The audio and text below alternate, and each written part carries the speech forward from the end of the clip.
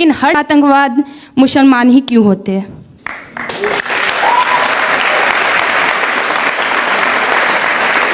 महात्मा गांधी को जिसने मारा वो मुसलमान था क्या? इंदिरा गांधी को जिसने मारा वो मुसलमान था क्या?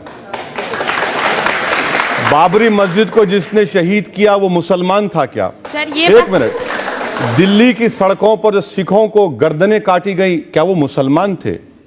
गुजरात के गली कूचों में जिन लोगों को मारा गया और जिनको बेघर किया गया क्या वो मुसलमान थे? मेरी बहन, मैं आपसे गुजारिश कर रहा हूं कि आप ऐसा मत सोचिए। सुनिए मेरी बात सुनिए। मैं आपको सिर्फ इतनी बात कहना चाह रहा हूं कि बुराई बुराई होती है, इसको आप मजहब के एंगल से मत देखिए। और ये मौइज जो है उससे मुसलमानों का क्या ताल्लुक? मौइज्म से हमारा क्या ताल्लुक? हम तो हर वायलेंस की मजम्मत कर रहे हैं और मजम्मत करना भी चाहिए, कंडेम करना चाहिए। मजम्मत का मतलब, मैं आपकी इस बात से बिल्कुल सहमत हूं। जो आतंकवादी है वो न हिंदू होता है न मुसलमान होता है, उसका कोई मजहब नहीं होता। बल्कि आतंकवाद खुद एक मजहब बन गया आजकल, और वो सिर्फ इंसानियत के दुश्मन होते हैं जो मासूम लोगों को मानते हैं। और ये बहुत अच्छी बात आपने कही है। अब बहुत सारे इल्जाम मैंने आप पर लगाए, बहुत सारे सवाल आपसे पूछे, आपने अच्छी सफाई दी।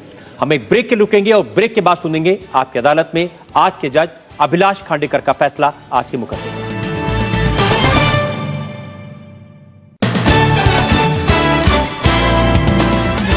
Welcome back. आपकी अदालत में आज ने मुकदमा चलाया असदुद्दीन ओवैसी पर।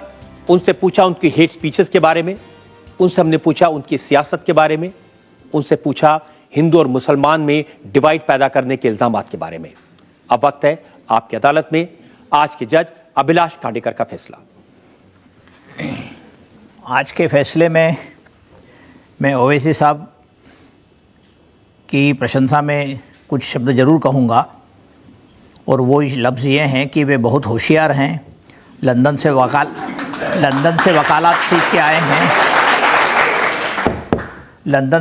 सीख के आए हैं, लेकिन भड़काऊ भाषण देने में वो बाज नहीं आते हैं। भारत में हिंदू मुसलमानों में लड़ाई दरार पैदा करने की लगातार कोशिश करते रहते हैं। भारत की संसद के वे सदस्य हैं, लेकिन अपनी भाषा को वे काफ़ी बार असंसदीय भाषा की ओर ले जाते हैं, जिससे कई बार समाज में टेंशन पैदा करते हैं। तो ओवैसी साहब ने 4 बड़े महत्वपूर्ण मुद्दे कहे पिछले कुछ सालों के। उन्होंने कहा कि गांधी की हत्या, बाबरी मस्जिद, गुजरात के दंगे, सिखों का कत्लेआम, ये बहुत ही महत्वपूर्ण लेकिन आलोचना करने योग्य घटनाएं हैं। लेकिन होशियार ओवैसी साहब ने बम्बई के बम विस्फोट और संसद के हमले के बारे में कुछ नहीं कहा। इससे पता लगता है कि वे किस तरीके की राजनीति करना चाहते हैं। मैं आज अपने जजमेंट में उनको ये बताना चाहता हूँ कि ऐसी भाषा का भविष्य में प्रयोग न करें, और सख्त हिदायत के साथ उन्हें बाइज्जत बरी किया जाता है। लेकिन वे ध्यान रखें कि भारत के संविधान में सर्वधर्म समभाव है और यहाँ की नागरिकता भारतीय है, और उसी की इज्जत करना हमारा कर्तव्य है। वही ओवैसी साहब का भी कर्तव्य होना चाहिए।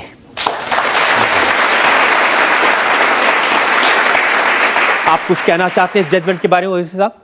मैं जज साहब ने जो फैसला दिया है, मैं आपके फैसले की इज़्ज़त करता हूं, मगर मैं अपने डिफेंस में इतना ही कहना चाह रहा हूं कि मैंने जिन 4 वाक़यात का जिक्र किया था कि महात्मा गांधी का कत्ल, बाबरी मस्जिद की शहादत, दिल्ली में सिखों का कत्लेआम, गुजरात की सरजमीन पर मासूम लोगों का कत्लेआम, इसका यह मतलब नहीं है कि मैंने पार्लियामेंट पर जो हमला किया गया है उसकी मैं कंडेम नहीं करता उसको।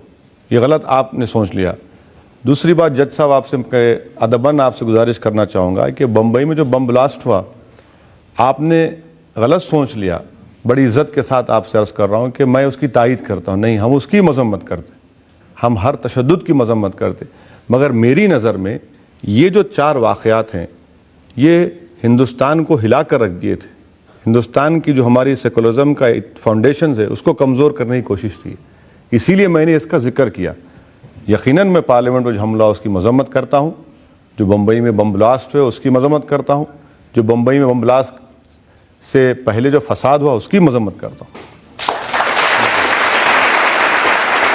इस उम्मीद के साथ, इस यकीन के साथ ओवैसी साहब जो इतने अच्छे भाषण देते हैं, अपनी स्पीचेस का इस्तेमाल लोगों में एकता लाने के लिए करेंगे, हिंदू और मुसलमान को साथ लाने के लिए करेंगे और देश की भलाई के लिए करेंगे। आज का मुकदमा यही खत्म करते हैं। अगले हफ्ते आपसे मुलाकात होगी एक नई शख्सियत के साथ। तब तक के लिए नमस्कार।